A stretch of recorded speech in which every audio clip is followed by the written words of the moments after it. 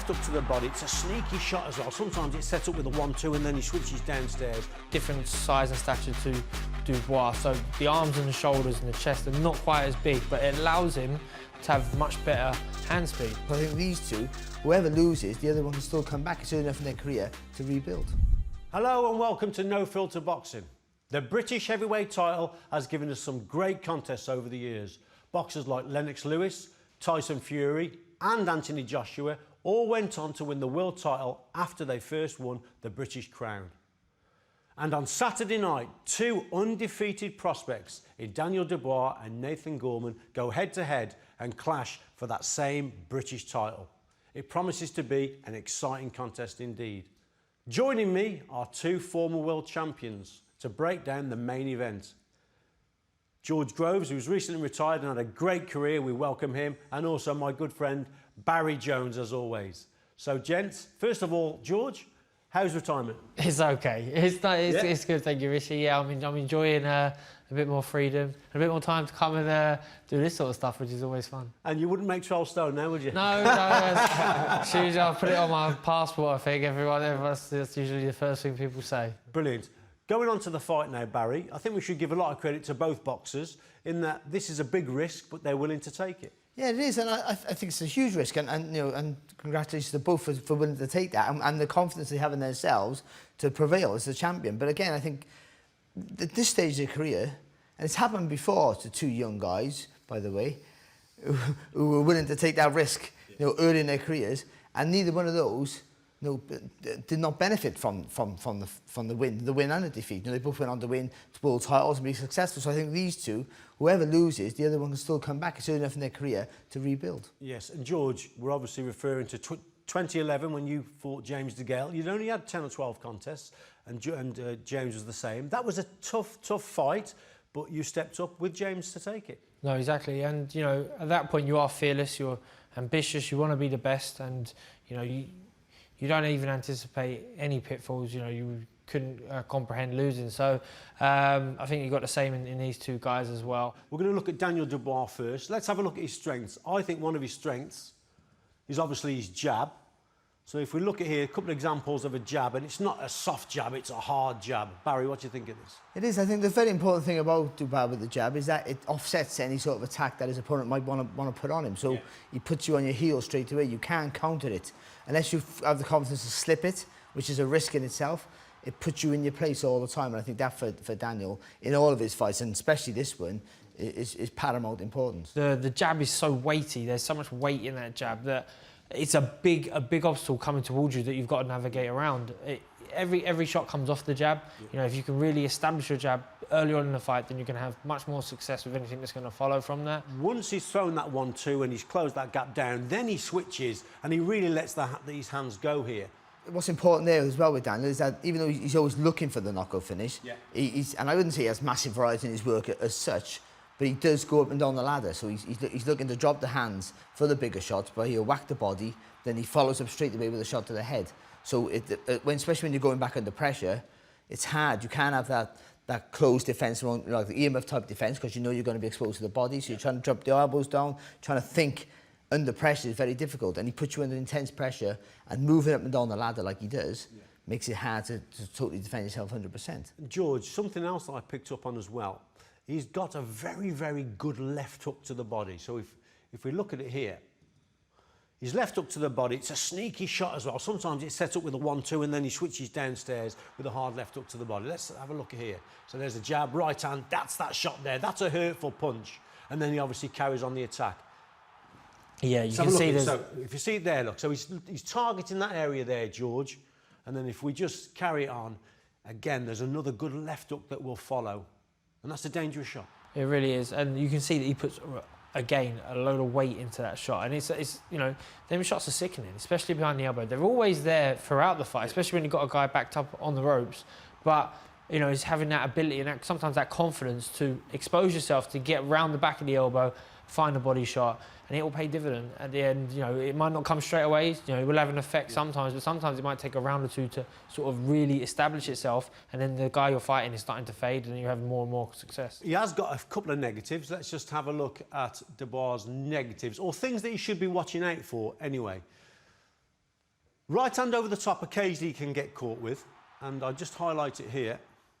So I think it's because when he's boxing at range and there's a big gap, he's in control of things, his arms are nice and long and straight, and he can keep that gap. As soon as the gap shortens, he throws a jab here, it's a slow jab, and he's throwing it bent arm, and that's when he's open to that right hand over the top. And you were a specialist at this. Just gets caught here. One thing that will be lacking for Daniel Dubois is hand speed. That's evident because of the size he is. It's just going to be a problem he's always going to face. He has to... The way to navigate against poor hand speed is to feint and set traps so that people don't know exactly when your shots are going to come. Do you think Gorman will do that? Well, that would definitely be my approach if I was him. I would be twitching and feinting and trying to get him to commit, because then you're going to punch off of his punches. You'll have much more success. If you've got hand speed, that's always the way to fight a guy who maybe punches harder than you but is slower than you in terms of hand speed. For me, I think a lot of Daniel's flaws are to do with he punches from his shoulders. Right. He doesn't use the hips, he doesn't use the core, so everything's a little bit... criticising the guy who's knocking everyone out, of course, but he pushes his shots a little bit. So when you push your shots, they're going to come back slower, and when you push, because you're pushing from your chest, they're going to come back to your chest. So everything comes back a little bit slow and low. And that, for someone who's got fast feet, someone who can commit themselves to slipping your shots, then you're going to be exposed for the counter-attack. So I've just highlighted here, there should be a bit of a gap between himself and Gorman. I think, personally, he's got to keep it at range, where Gorman, he'll be looking to close that gap down. He wants Nathan with no space to work, so you want to get him on the ropes, but he's squared up. So I think by doing that, because you're going to throw single shots, so as Daniel might with the jab, then he's going to get countered. So if he can feint with his feet, which is going to be very difficult for a guy who's relatively flat-footed, if he can feint with his feet, and then double jab and get Nathan on the ropes, and keep it long. He's under constant pressure and you're still relatively safe. So let's hear from Daniel Dubois. Many boxing fans around the country think he's one of the biggest prospects in the country at the moment, and he knows that a win on Saturday night will only enhance that. I know I need to be the best fighter I can be on the night, and every fight I go into, this is a fight, and I need to be 100% switched on. When he puts the gloves on, he's a different animal. In here, he's, every day, he's a very nice, polite young man. Never says a bad word about anybody. But come fight night, and he puts them gloves on, as I said before, if it was his nan in the other corner, he'd attack him. There's a lot more to show for me, and I think I've got many dimensions to my style, and it's just waiting to come out. Nathan's just the right height, right size for me, and yeah, it's going to be a good night of boxing. So Daniel Dubois is looking for knockout number 11. Both Barry and George are now in the ring. They'll demonstrate the tactics that can make that happen. Right, George, let's go. Daniel Dubois, what's his tactics off the gate? Right, so Daniel Dubois stands upright, punches long and straight, very powerful. But if I was him, I want to find that target. So with that, doesn't need to do big feet adjustments, but a little bit of rocking, maybe a little feint with the lead hand, and then when he sees the target, punch straight through it, nice long straight shots. But you know that Gorman's going to be elusive with his head, so if he starts punching to the chest and even to the stomach, from there, once he starts steadying him up, he can then look to put those lovely left hooks that he puts in behind the elbow, or even come over the top once, if Gorman's head becomes a little bit more static. And I think that's right. I do think that I'm in agreement with George, where Nathan will be constantly a moving target, that's where that punch into the chest, especially for heavyweights, can be really important, because that'll just stop the movement straight away. So Nathan's doing the side to side, the head movement, and the head, you're going to aim for the head, because Dan's just a little bit slower in reflexes, I think, than Nathan. He might be missing, and that allows Nathan to come inside. So for me, I would be jabbing to the chest, and then throwing that big right hand over the top. And then when I get him on the ropes, squares him up, even though the body shot's important, I wouldn't want to get close enough for Nathan to hold me. So I would just keep everything nice and long. Boom, boom, boom, boom, boom, boom. Straight right on the pipe. And just move your feet. Little adjustments with the feet to move on the target. Then, when you see a clear gap, you can throw a long left hook rather than trying to come too close when Nathan can hold you, tie you up, and spin you and get away. Yeah. And talking about pace, do you think a fast pace will suit Daniel Dubois? I do. I think when you're up against a guy who's technically better than you, they always need time and space to do their work. So rushing them with a bit of intelligence is important. So where I know it's going to be hard to quicken his feet up, but I think once he commits, once he lands with a good shot, I think he follows it up with straight punches, but pushes him back and constantly putting pressure on him. Even if he's not throwing punches, it's pressure with the feet. Yeah, always pressure with the feet, because that's how you're gonna, you're gonna. But that's what you were so good at, of course, yeah. So my style, I wasn't necessarily throwing, bundles and bundles of shots. But if I can keep on the guy, and he knows that whatever shot's going to hit him is going to hurt, you're going to be throwing long, powerful jabs.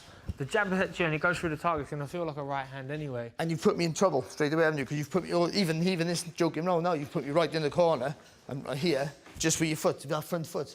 That little step, the little movement of the shoulders makes you feel panic. Yeah.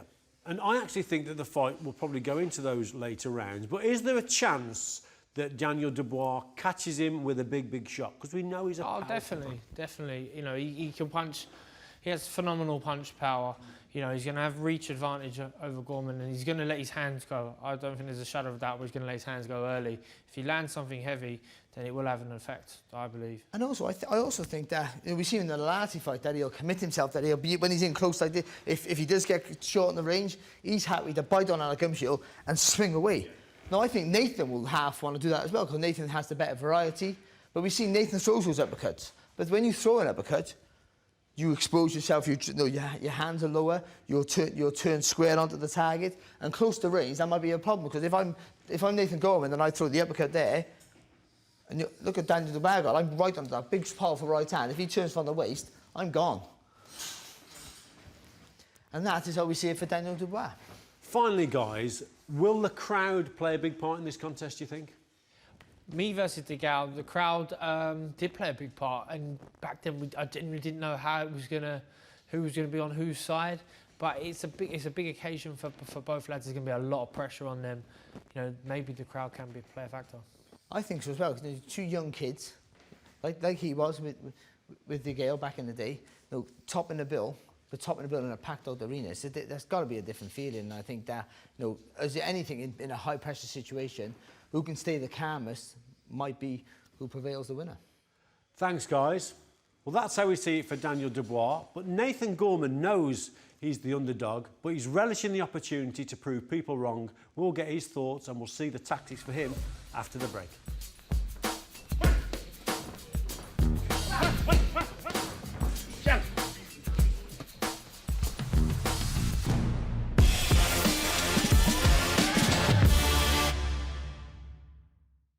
Welcome back to No Filter Boxing. We've had a look at Daniel Dubois. Now let's focus on Nathan Gorman. Barry, will head movement be a big factor in this contest for Nathan? I think it's imperative that he does move. That head's constant movement. I think for someone like Dubois, you have to be a constantly moving target, and that head movement's going to be so important. Not so much for Nathan to avoid shots. It's almost to slip shots, which is avoiding shots in itself, of course. But I mean, not just to make Daniel be tempted to throw punches. It's when he throws a shot, I think that you move that head and then you move forward with it. So I think that head movement, the constant head movement, might be the difference between winning or losing the fight. And George, one of his strengths that I've highlighted is his fast hands. Gorman's a bit more flexible, but he's got very quick hands. Look at here, good variation as well, head and body. But I like his work. He puts his shots together well. The hands are quick.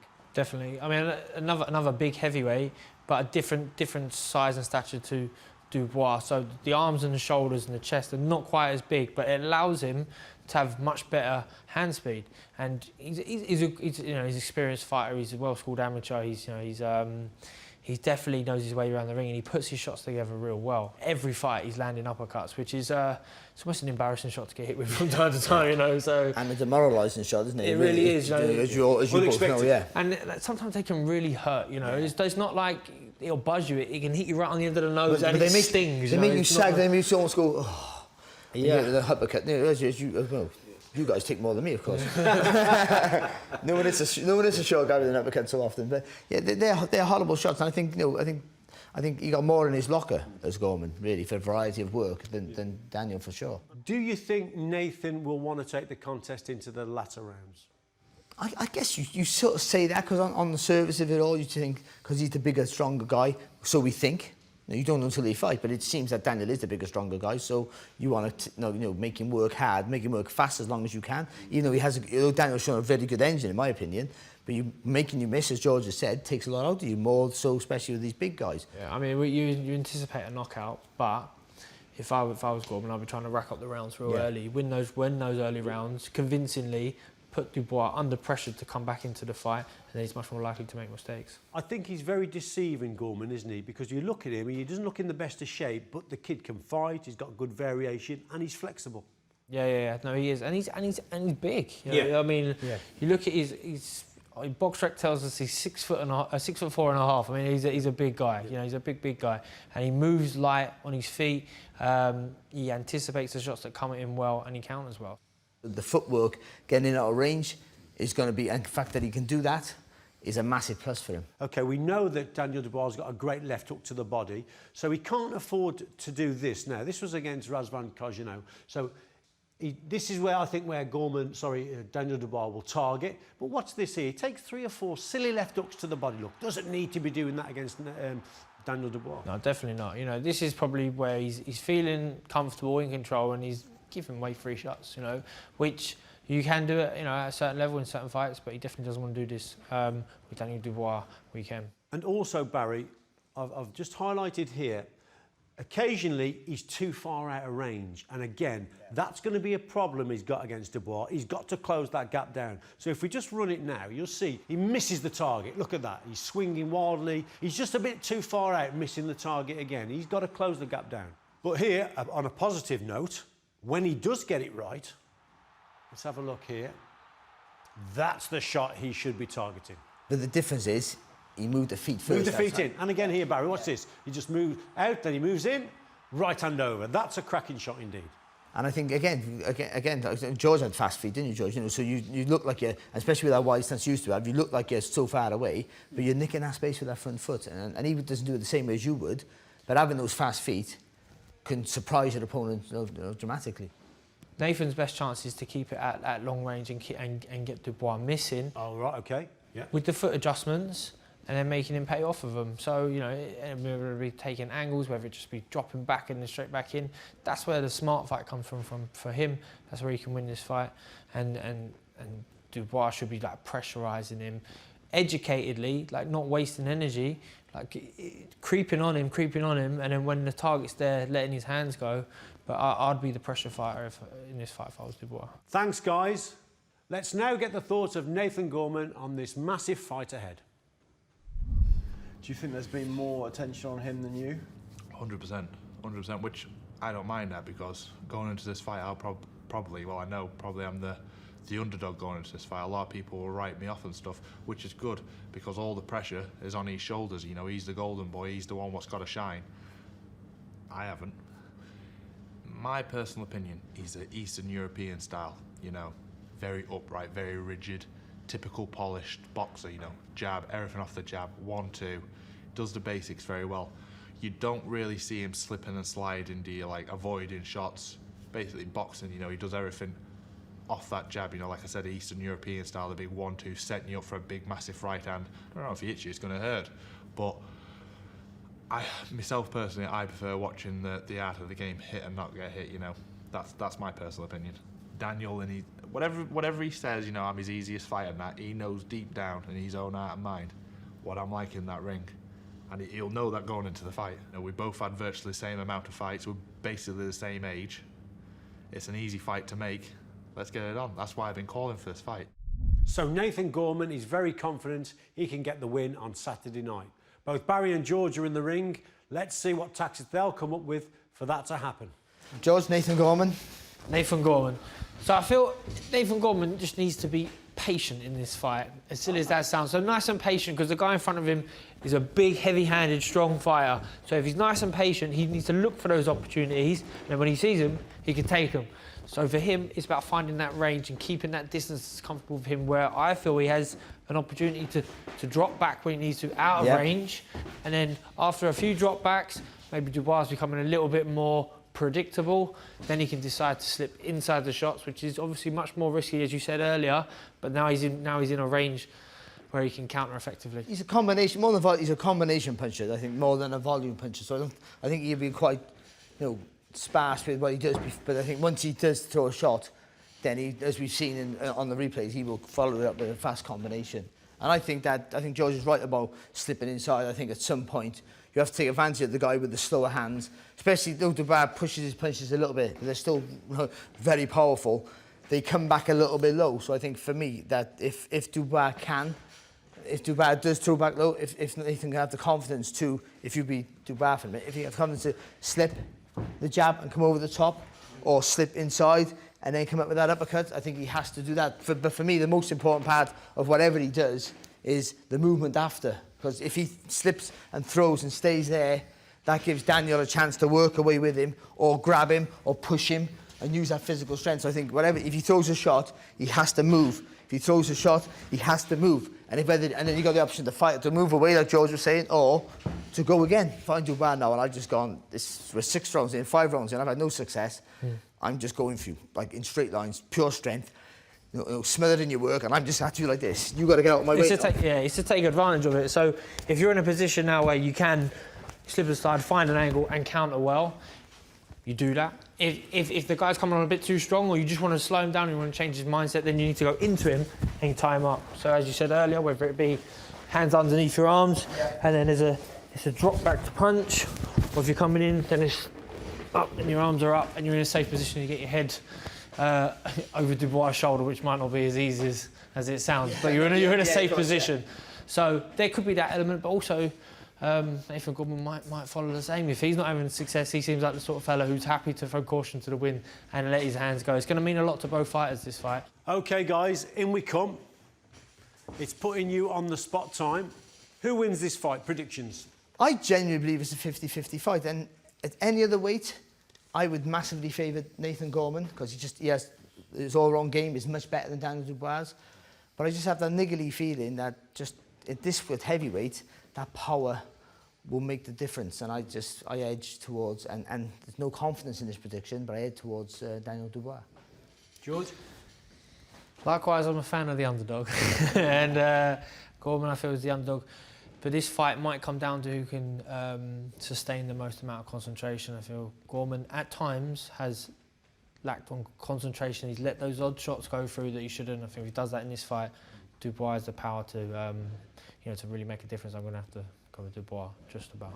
Thanks, Barry. Thanks, George. It's been fascinating listening to your insight on the contest. Well, that's how we see it. It's a genuine 50-50, and I think it's going to get boxing fans split right down the middle. So who do you think will win?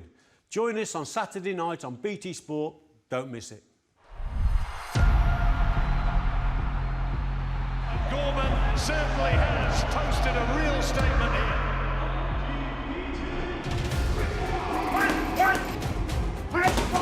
Big punches again from Dubois with the fast hands.